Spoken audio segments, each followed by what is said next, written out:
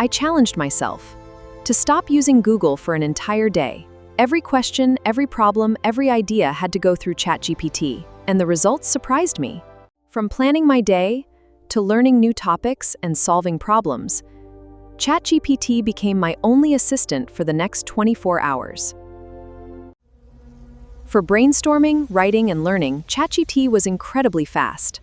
Instead of jumping between multiple websites, I could start with one focused conversation. For brainstorming, writing, coding, and learning new concepts, ChatGPT felt faster. I could ask follow-up questions without starting over. But for breaking news, live prices, or the latest updates, I still checked trusted websites. AI is powerful, but knowing when to verify is even smarter. After 24 hours, my conclusion was simple. ChatGPT didn't replace Google, but it completely changed how I find, understand, and use information every day.